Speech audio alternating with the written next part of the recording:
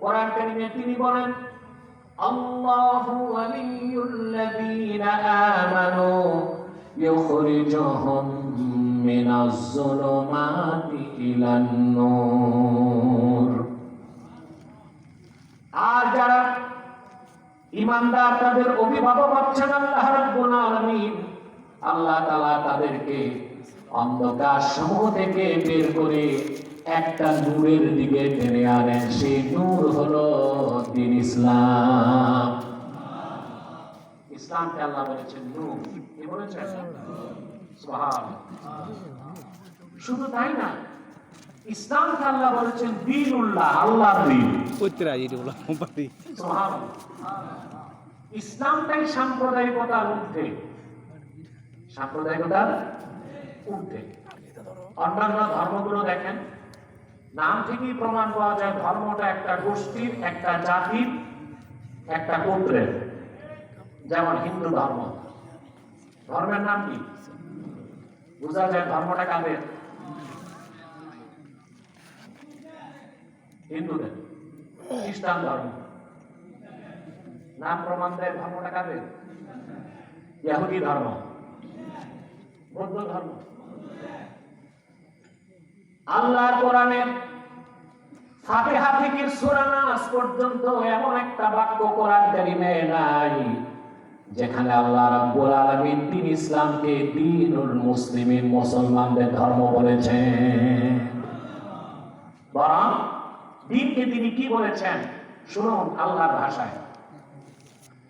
আল্লাহ রাব্বুল আলামিন বলেন, ইযা জাআ নাসরুল্লাহি ওয়াল ফাতহ ওয়া রাআইতান নাসা ইয়াদখুলুনা ফি দীনিল্লাহি আফওয়াজা। দ্বীন ইসলামকে আল্লাহ বলেছেন দীনুল্লাহ, আল্লাহর দ্বীন, আল্লাহর ধর্ম। সুবহানাল্লাহ বলবেন না? আল্লাহ তার হাবিব মুহাম্মদ সাল্লাল্লাহু আলাইহি ওয়াসাল্লামের মাধ্যমে এই মহাসত্য হেদায়েত দ্বীন ইসলামকে পাঠিয়েছেন শুধু আরববাসী মুক্তির জন্য না, শুধু মুসলিমদের জন্য নয়, গোটা বিশ্ব মানবতার কল্যাণের জন্য, হেদায়েতের জন্য। বলে সুবহানাল্লাহ। তাহলে আল্লাহর জমিনে আল্লাহর দ্বীন প্রতিষ্ঠিত হবে, সেখানে সাম্প্রদায়িকতার ধোঁয়া তোলার সুযোগ আছে? আমরা আব্দুল্লাহ, এবাদুল্লাহ, জমিন হচ্ছে আব্দুল্লাহ, দ্বীন হচ্ছে দ্বীনুল্লাহ। আল্লাহর বান্দারা আল্লাহর জমিনে আল্লাহর দ্বীনের বিধানকে প্রতিষ্ঠিত করবে রাষ্ট্রীয়ভাবে।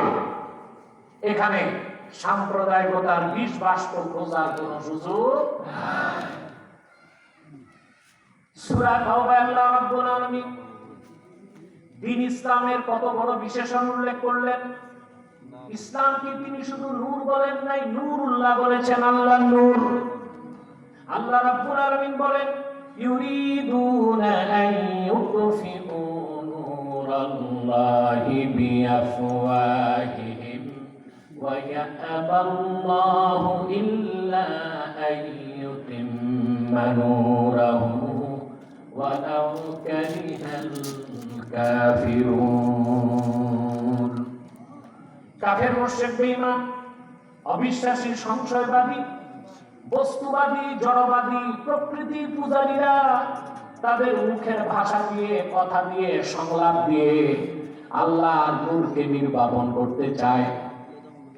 আল্লাহ অস্বীকার করেন সকল কাজ, শুধুমাত্র তিনি একটা জিনিস করবেন, সেটাই বলে দিলেন, তিনি তার নূরকে পরিপূর্ণ করবেন।